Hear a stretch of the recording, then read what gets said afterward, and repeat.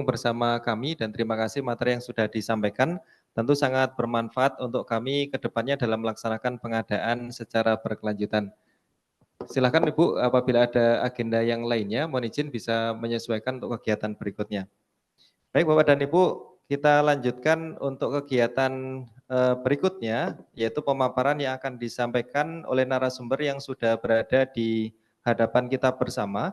Kita lanjutkan disampaikan oleh Bapak Rahmat Fitriadi Herman. Beliau berasal dari Lembaga Kebijakan Pengadaan Barang Jasa. Pada kesempatan ini akan menyampaikan pemaparan tentang pengadaan pemerintah secara berkelanjutan. Mohon izin untuk waktunya kurang lebih sekitar 15 menit. Silakan Bapak bisa dimulai dari sekarang. Assalamualaikum warahmatullahi wabarakatuh. Izin berdiri ya. Pertama-tama sebelum mulai mohon izin saya menyampaikan permohonan maaf dari Ibu Direktur karena tidak bisa hadir di kegiatan kita hari ini karena ada kegiatan rapat pimpinan. Jadi saya Rahmat Fitriadi Herman, mungkin Bapak Ibu bisa manggil saya Adi saja. Ditugaskan untuk menyampaikan tentang pengadaan barang jasa pemerintah berkelanjutan. Jadi baik, kita langsung masuk aja, next. Jadi untuk materi di sesi ini kita ada bagi jadi 3 outline ya Bapak Ibu. Yang pertama tentang konsep pengadaan berkelanjutan. Kemudian yang kedua itu kebijakannya kayak gimana. Kemudian yang ketiga tentang pedoman pengadaan berkelanjutannya. Next. Next. Nah, jadi pertama-tama kita masuk ke konsep. Ini kita ngebahas isu global terkait berkelanjutan yang sedang dihadapi saat ini. Jadi sebagaimana yang disampaikan oleh Bapak Kepala Badan tadi pagi ya, itu kita salah satunya itu isu lingkungan. Itu bahkan sekarang udah sampai ke tahap triple planetary crisis ya Bapak Ibu ya. Jadi memang situasinya sudah menjadi krisis nyata di depan mata. Kemudian ada permasalahan kemiskinan, kemudian juga ada krisis ekonomi. Jadi isu-isu global ini isu-isu yang dihadapi oleh umat manusia, nggak cuma negara saja. Jadi karena adanya isu ini, negara-negara itu udah sepakat di tahun 2015 untuk mengusung tentang bagaimana mendorong Sustainable Development Goals. Itu ada di Paris Agreement tahun 2015. Kemudian juga ada konferensi of the parties atau COP26 itu bagaimana komitmen negara-negara untuk menurunkan emisi gas rumah kaca. Indonesia sendiri udah sepakat, udah menyusun dokumen namanya Nationally Determined Contribution untuk menurunkan emisi gas rumah kaca.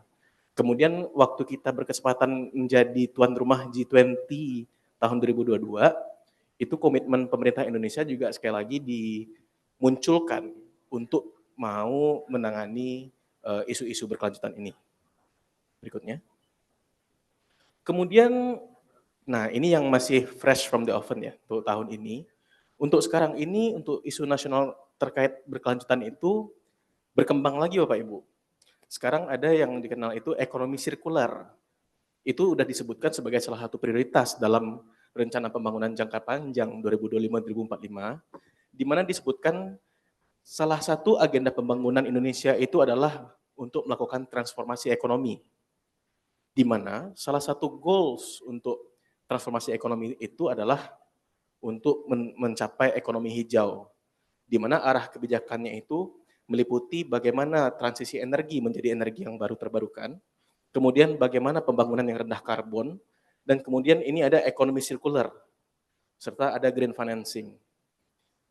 Kemudian untuk terkait bagaimana arah-arah pembangunan ini udah dimasukkan dalam rancangan teknokratik RPJMN 2025-2029. Nah, mungkin kita lagi jadi mikir nih, belum selesai kita implementasi pengadaan berkelanjutan, udah muncul lagi yang baru ekonomi sirkular, apalagi itu. Nah, jadi kalau misalnya dilihat, model ekonomi sirkular itu tuh bagaimana kita transisi dari model ekonomi linear yang konvensional, yang mana dari input barang raw materialnya itu kita ambil, kemudian kita produksi, kemudian kita pakai. Begitu selesai kita pakai, terus kita buang. Nah, sedangkan kalau ekonomi sirkular itu bagaimana? Ekonomi sirkular itu secara prinsipnya bagaimana raw material yang kita ambil itu bisa dimanfaatkan secara optimal. Misalnya kalau misalnya kita bikin nasi gitu, kemudian dari padi. Padi itu mungkin dari sisa-sisa dari berasnya, kemudian dari beras itu isinya dari sisa-sisanya bisa dibikin untuk pupuk, dimanfaatkan. Jadi bagaimana mengoptimalkan raw materialnya itu, kemudian setelah selesai dipakai, sampahnya itu bisa kita coba dimanfaatkan selama mungkin masih di dalam siklus ekonomi, siklus pemanfaatan. Jadi secara prinsip model ekonomi sirkular itu tuh ada 9 R Bapak Ibu. Refuse untuk pemborosan, kemudian rethink, reduce, reuse, repair, refurbish, remanufacture, repurpose, recycle, sama recover. Nah, jadi untuk konteks kita kali ini, untuk teman-teman di daerah, jadi peran pemerintah daerah itu sangat besar. Bagaimana kita juga memasukkan tujuan ekonomi sirkular ini dalam rencana pembangunan jangka menengah daerah, dan bagaimana kita memasukkan ke RPJMD itu menjadi salah satu kunci sukses kita untuk bisa menerapkannya di daerah. Dan alhamdulillah tadi pagi sesuai dengan materi narasumber kita dari Bapak Bapeda tadi, itu sudah masuk di RPJMD Jawa Timur. Next. Nah, itu tadi konsep. Kemudian sekarang kita masuk ke bagaimana kebijakan pengadaan berkelanjutan itu sendiri. Next. Jadi dalam pengadaan barang jasa pemerintah, itu sebagaimana yang disebutkan dalam Peraturan Presiden nomor 16 tahun 2018, serta perubahannya Peraturan Presiden nomor 12 tahun 2021, itu disebutkan di pasal 4 tentang tujuan-tujuan pengadaan barang jasa pemerintah. Seperti yang Bapak Ibu bisa lihat, ada bagaimana menghasilkan barang jasa yang tepat atau value for money, kemudian bagaimana meningkatkan penggunaan produk dalam negeri, meningkatkan peran serta UMK koperasi, kemudian meningkatkan keikutsertaan industri kreatif, peran pelaku usaha nasional, pelaksanaan penelitian dan pemanfaatan barang jasa hasil penelitian, mewujudkan pemanfaatan ekonomi, dan meningkatkan pengadaan berkelanjutan. Jadi sudah jelas kalau dasar hukumnya pelaksanaan pengadaan berkelanjutan itu sudah disebutkan dalam peraturan perundang-undangan kita terkait pengadaan barang jasa pemerintah. Next. Nah, untuk kerangka regulasinya, dari peraturan presiden tadi, kami dari LKPP sudah pernah menyusun surat edaran Kepala LKPP nomor 16 tahun 2020 tentang penetapan produk hijau atau hasil industri hijau untuk dapat digunakan dalam pengadaan barang jasa yang berkelanjutan. Itu isinya sesuai yang disampaikan oleh Ibu Kapus tadi tentang daftar barang jasa yang sudah memiliki label dan bisa dimanfaatkan dalam pengadaan barang jasa. Kemudian kami juga menyusun peraturan LKPP nomor 5 tahun 2022 itu tentang bagaimana pedoman penyediaan infrastruktur pengadaan barang jasa khusus di IKN. Karena memang IKN itu memang ditujukan untuk menjadi kota yang berkelanjutan ya Bapak Ibu, kota yang green city.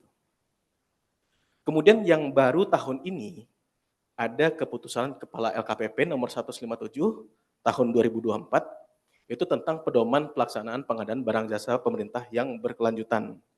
Nah, jadi Bapak Ibu bisa mengakses dokumen ini di JDIH LKPP. Di pedoman ini menjelaskan bagaimana tata cara implementasinya, serta ada lampiran-lampirannya berupa misalnya daftar regulasi, dasar hukum, Bapak Ibu bisa menerapkan pengadaan berkelanjutan tersebut, kemudian referensi label, kemudian referensi kriteria yang bisa Bapak Ibu gunakan waktu melakukan pengadaan, itu bisa moga-moga bisa menjadi insight dan panduan bagi Bapak Ibu dalam implementasi pengadaan berkelanjutan. Kemudian selain ketiga dokumen tersebut, kami juga meluncurkan keputusan deputi bidang pengembangan strategi dan kebijakan. Ini sampai saat ini ada 3, itu terkait model dokumen pemilihan. Yang pertama nomor 1 tahun 2022 itu model dokumen pemilihan atau MDP untuk furnitur kayu yang ber-SVLK. Kemudian yang nomor 1 tahun 2023 itu untuk lampu LED yang memenuhi SKEM. SKEM itu standar kinerja energi minimum yang dikeluarkan oleh Kementerian ESDM. Kemudian untuk nomor 3 tahun 2024 itu tentang MDP untuk pekerjaan konstruksi yang berkelanjutan. Kenapa MDP ini kami luncurkan? Bertujuan untuk bisa memberikan gambaran bagi Bapak Ibu. Oh, ternyata untuk berkelanjutan itu bisa seperti ini toh. Mungkin sebagian dari kita mikir waktu mendengar pengadaan berkelanjutan, wah ribet, mesti mikirin aspek ini, aspek itu, aspek ini. Jadi dengan adanya MDP ini bisa lebih jelas lagi waktu kita melakukan tender. Oh, ternyata waktu di teknisnya memasukkannya seperti ini, unsur-unsur berkelanjutannya. Kemudian untuk ada update juga, tadi yang disampaikan oleh waktu yang sesi Bapak Bapeda, memang disebutkan untuk pengadaan berkelanjutan itu ada 3 aspek ya Bapak Ibu ya. Aspek lingkungan, aspek sosial, dan aspek ekonomi. Dan kalau di perpres kita yang sekarang, itu kata-katanya dan. Kalau dan itu berarti terpenuhi ketiga unsur, baru kita bisa menyebutnya sebagai pengadaan berkelanjutan. Nah, saat ini kami sedang melakukan revisi kedua untuk perpres PBJ ini untuk mengganti kata-katanya dan atau. Kenapa? Hal ini sesuai dengan masukan dari hasil piloting kami, serta pembelajaran dari best practice internasional juga, bahwa situasi di pasarnya, faktanya dengan banyaknya barang, banyaknya jenis jasa, itu akan sulit kalau misalnya kita melihat yang bisa memenuhi ketiga aspeknya sekaligus dalam waktu yang bersamaan. Jadi supaya kita nggak berdiri aja di jalan, kita bisa melangkah. Jadi untuk best practice-nya ternyata bisa yang mana aja dulu. Kalau misalnya waktu kita ngebeli lampu misalnya, oh udah ada lingkungannya, ayo kita pakai pertimbangan lingkungannya. Oh kalau misalnya ternyata kita baru ada sosialnya, oh ayo kita sosialnya dulu kita pertimbangkan. Atau kalau misalnya kita baru bisa menghitung aspek ekonominya saja dulu, nggak apa, aspek ekonomi dulu aja. Jadi dengan adanya kata-kata atau itu menjadi memberikan fleksibilitas bagi apa yang tersedia di pasar. Berikutnya. Jadi kita lihat ke masing-masing aspek. Untuk aspek lingkungan sendiri, kalau di perpres kita pada dasarnya itu mengacu kepada peraturan perundang-undangan yang mengatur tentang lingkungan. Jadi untuk aspek lingkungan ini kami juga referensi ke Undang-Undang Nomor 32 Tahun 2009 tentang perlindungan lingkungan hidup serta peraturan turunannya. Kemudian untuk aspek lingkungan ini sendiri, untuk penerapannya kita bisa mengacu ke eco-label yang sudah diterbitkan oleh rekan-rekan Kementerian Lembaga Teknis terkait lingkungan, seperti yang ada sekarang ini barang dan jasa ramah lingkungan dari Kementerian KLHK, kemudian SKEM yang saya sebutkan tadi, standar kinerja energi minimum dari Kementerian ESDM, kemudian ada industri hijau dari Kementerian Perindustrian. Kemudian terakhir ada sekarang namanya bangunan hijau, itu yang diluncurkan oleh Kementerian PU. Next. Kemudian aspek sosial. Untuk aspek sosial ini kita ada di peraturannya ada banyak, bisa dari pemanfaatan ekonomi lokal, kemudian inklusivitas, kemudian inklusivitas itu bisa juga macam-macam Bapak Ibu ya. Untuk orang yang economically disadvantageous, kemudian orang disabilitas, kemudian women, gender gitu. Nah, kebetulan pemerintah Indonesia dari waktu tahun 2022 sebagaimana yang kita tahu, saat ini lagi fokus ke 2 isu sosial, yaitu pemberdayaan UMK dan pemberdayaan produk dalam negeri. Jadi memang untuk aspek sosial kita lagi fokus ke 2 hal ini Bapak Ibu. Untuk UMK sendiri sebagaimana yang sudah kita tahu, dalam perpres itu sendiri sudah diperuntukkan untuk paket-paket sampai nilainya 15 miliar itu diperuntukkan bagi produk-produk UMK. Tentu saja syaratnya ada untuk bisa, yaitu mampu melaksanakannya, mampu memenuhi kebutuhan. Jadi kalau misalnya belum mampu, belum sesuai dengan kebutuhan produk-produk UMK itu bisa jadi subkon dengan penyedia utamanya. Kemudian untuk kebijakan produk dalam negeri, kita mengacu ke TKDN, itu kita kayaknya kita udah hafal ya, selama 2 tahun terakhir ini terutama, bagaimana di atas 25% itu wajib. Jadi untuk sosial kita lagi fokus ke dua ini. Next. Nah, kemudian untuk aspek ekonomi. Nah, kalau aspek ekonomi ini kita bagaimana melihatnya? Nggak hanya biayanya waktu kita beli aja. Nggak hanya shelf price aja ya Bapak Ibu. Jadi bagaimana kita mempertimbangkan biayanya selama masa pakai. Mulai dari waktu kita dapat sampai akhir masa pakainya. Bahkan kalau untuk di ekonomi sirkular itu, bagaimana kita penanganannya waktu penghapusan. Jadi kita bisa lebih komprehensif memperhitungkan biayanya, yang mana tentu saja untuk biayanya itu sendiri kita nggak hanya melihat biaya ekonominya, biaya nilai uangnya, tapi juga dampak lingkungannya kayak gimana, dampak sosialnya bagaimana. Jadi kita merubah pola pikir untuk bisa melihat biaya yang lebih komprehensif, lebih secara menyeluruh. Next. Kemudian untuk implementasi pengadaan berkelanjutan sendiri, untuk sekarang untuk di pengadaannya, bagaimana pengaturan melalui kerangka organisasi, kita seperti kegiatan kita hari ini, itu bagaimana peningkatan awareness di unit-unit pengadaan, kemudian kita melakukan ada market readiness analysis, kemudian ada piloting. Nah, kita juga lagi dalam rangka piloting juga Bapak Ibu ya. Kemudian bagaimana kita juga mengembangkan kerangka regulasinya. Jadi ada rencana, kami saat ini lagi menyusun, mau ada update surat edaran nomor 16 tahun 2020 tadi, yang daftar barang jasa ramah lingkungan yang bisa dimanfaatkan. Jadi moga-moga bisa segera selesai dan bisa menjadi tambahan referensi juga bagi teman-teman SDM pengadaan untuk belanja.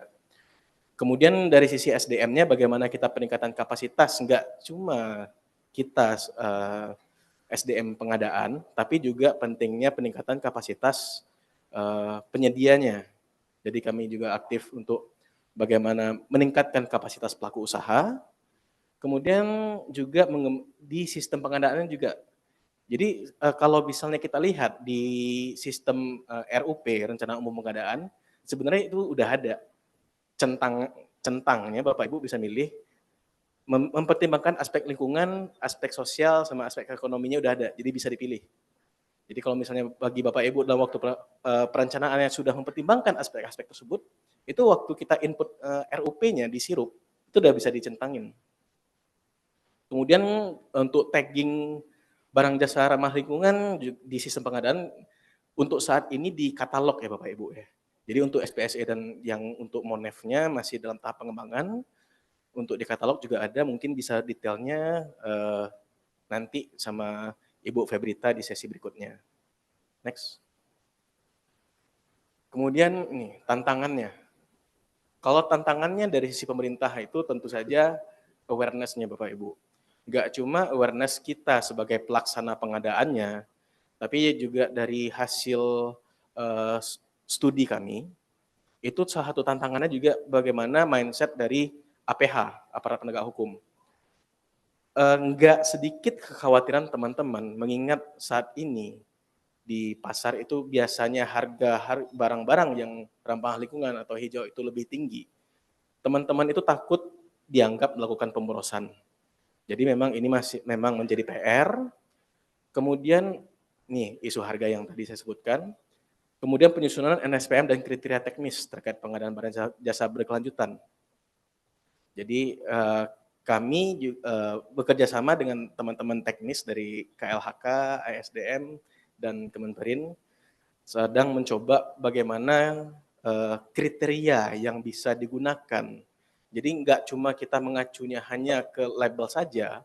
Jadi kalau misalnya untuk ngelihat label itu berarti apakah semua barang atau jasa harus kita labelin, sedangkan itu kalau mikirnya apakah kayak menggarami laut ya Pak Ibu ya, dan itu nggak bakal habis-habis. Mungkin bagaimana kita lagi mencoba melihat potensi pengembangan kriteria yang bisa teman-teman gunakan waktu melakukan pengadaan. Kemudian juga bagaimana penyimpanan penyiapan sistem monitoring dan evaluasi. Kemudian dari sisi penyedianya, tingkat kesiapan pasar sendiri juga menjadi PR. Tahun 2021 kami juga pernah melakukan piloting, itu untuk pengadaan furnitur kayu yang ber-SVLK, itu kita melakukan di Jawa, di Jogja, kemudian di Kalimantan sama Sulawesi, saya lupa daerahnya di mana. Itu teman-teman luar Jawa kesulitan untuk mendapatkan furniturnya yang ber-SVLK. SVLK-nya udah banyak, tapi yang ada di Pulau Jawa.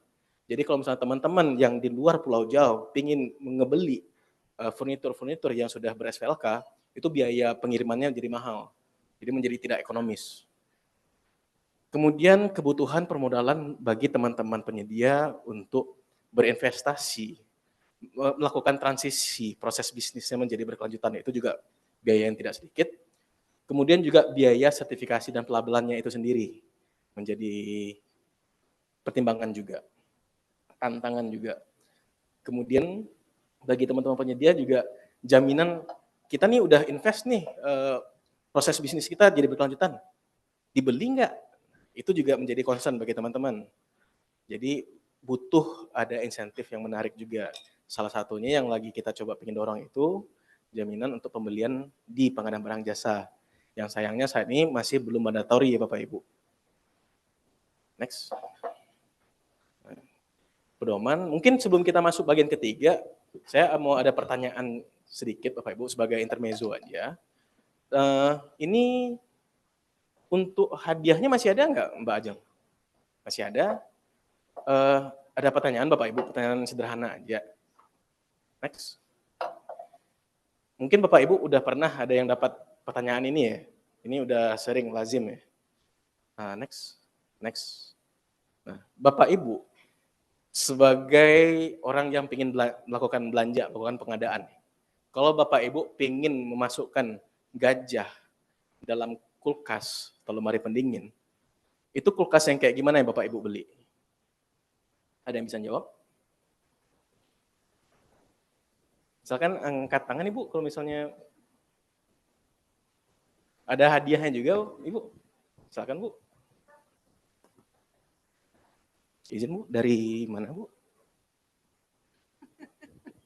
Bu Salama Pak, dari PPSI LHK Solo. Ya, tadi pertanyaannya kan kalau kulkasnya kayak gimana? Kalau saya melihat kan gajahnya besar, ini logika sederhana aja ya. Kalau gajah kan besar, pastinya kulkasnya yang muat besar dong.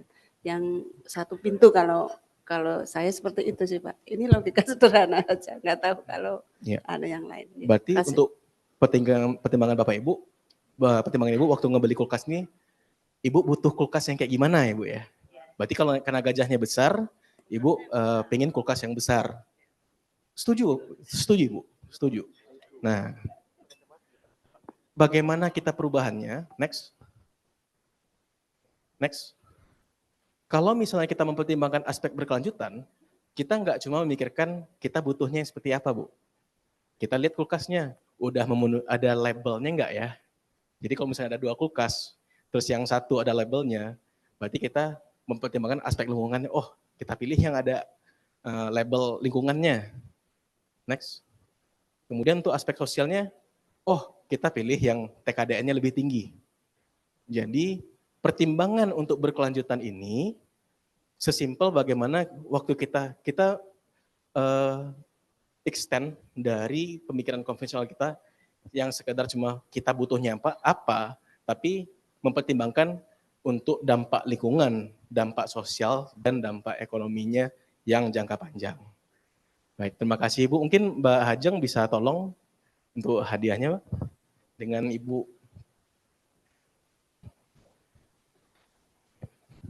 Terima kasih Ibu. Mungkin tepuk tangan untuk Ibu yang sudah menjawab. Baik, mungkin habis intermezzo kita lanjutkan lagi Bapak Ibu ya. Next.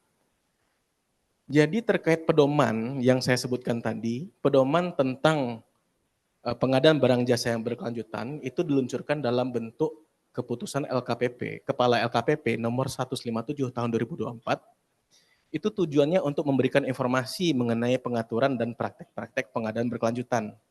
Itu tujuannya juga untuk membantu pelaku pengadaan bagaimana bisa menerapkan pengadaan berkelanjutan. Selayang pandang isinya ada 5 bab, bab 1 pendahuluan, kemudian ada tahapan implementasi, kemudian peran dan tanggung jawab KLPD, kemudian pemenuhan kriterianya bagaimana, kemudian sistem e-procurement-nya seperti apa. Kemudian di dokumen ini juga ada lampirannya Bapak Ibu. Ada 9 lampiran, itu isinya misalnya kayak referensi pertimbangan lingkungan, referensi pertimbangan sosial dan ketenagakerjaan, kemudian bagaimana analisis biaya hidup, eco-label dan label berkelanjutan, dan ada 9. Kami mengharapkan adanya 9 lampiran ini bisa menjadi referensi bagi Bapak Ibu waktu mengimplementasikan pengadaan berkelanjutan. Next. Untuk tahapan implementasinya, memang ini secara garis besar tahapan pelaksanaan pengadaan barang jasa Bapak Ibu. Dan dalam pedoman itu kami menyebutkan bahwa untuk penerapan pengadaan berkelanjutan tersebut, itu bisa kita gunakan di sepanjang tahapan ini, bisa sesuai dengan pertimbangan kita. Misalnya dari sisi perencanaan, waktu kita mengidentifikasi barangnya aja yang mau kita beli, itu kita udah bisa mulai pertimbangan berkelanjutannya. Misalnya kita waktu kita mau beli barang, kita ngecek dulu di pasar. Oh, untuk AC mana nih? Apa udah ada nggak AC eco-labelnya? Kalau misalnya udah ada, kita coba cari tahu yang mana aja yang jualan ketersediaannya di wilayah kita. Kemudian misalnya dari cara pengadaannya. Misalnya kalau misalnya kita ingin mempertimbangkan bagaimana kemudahan waktu kita penghapusannya nanti waktu kita udah selesai masa pakai, kita mungkin bisa mempertimbangkan nggak kita beli, tapi kita sewa. Misalnya untuk laptop gitu.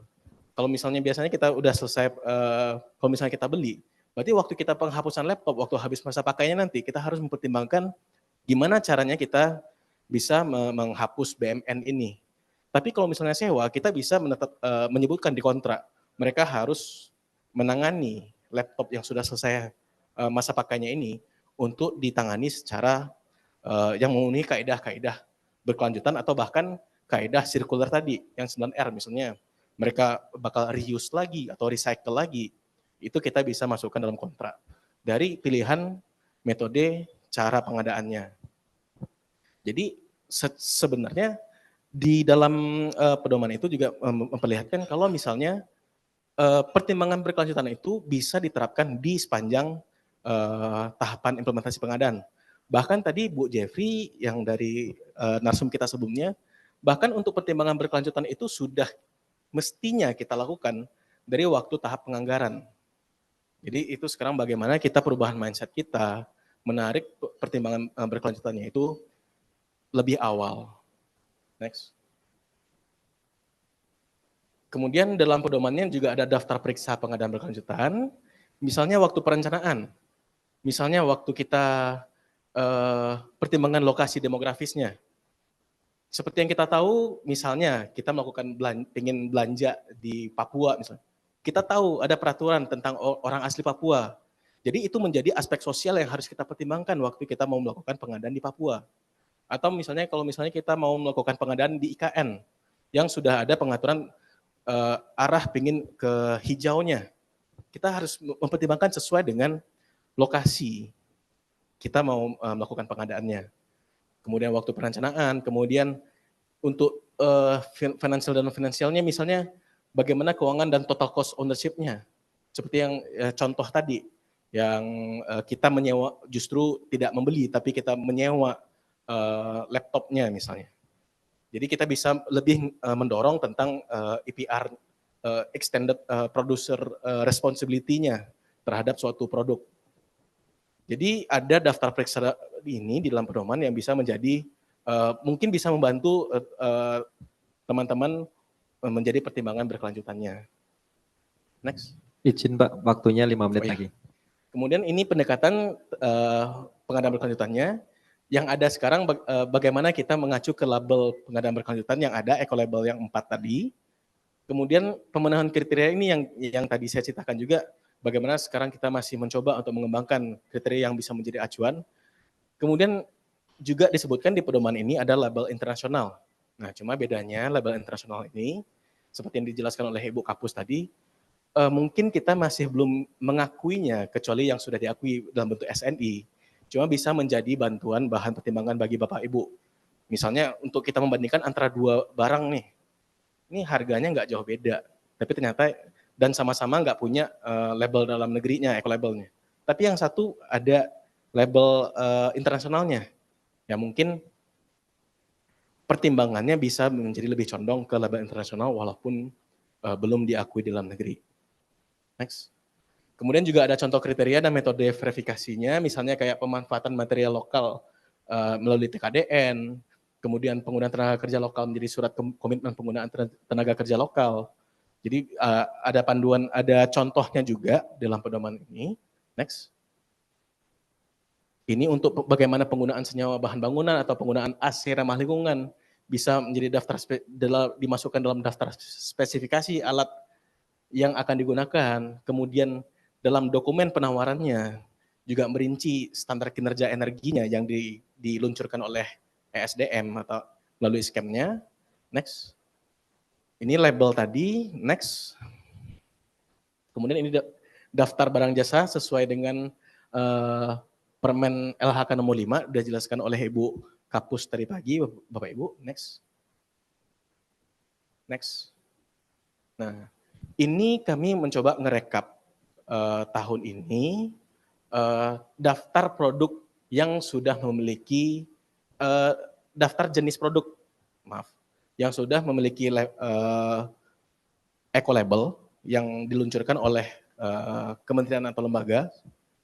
Untuk yang barang jasa ramah lingkungan ada 7, kemudian dari yang memenuhi skema ada 7 juga, kemudian yang industri hijau agak banyak. Moga-moga ini bisa menjadi checklist bagi Bapak Ibu waktu mau belanja jenis barang ini. Next. Kemudian untuk penggunaan sistem e-procurement, ini pemberian tagging waktu di sirup yang saya ceritakan tadi. Ada centangnya aspek ekonomi, aspek sosial, dan aspek lingkungan bisa Bapak Ibu centang sesuai dengan pertimbangan yang sudah Bapak Ibu lakukan. Next. Kemudian untuk di katalog sudah disediakan itu label ramah lingkungan. Untuk katalog ini mungkin bisa lebih jelas oleh Ibu Febrita di sesi berikutnya. Next. Baik, cukup sekian materi dari saya.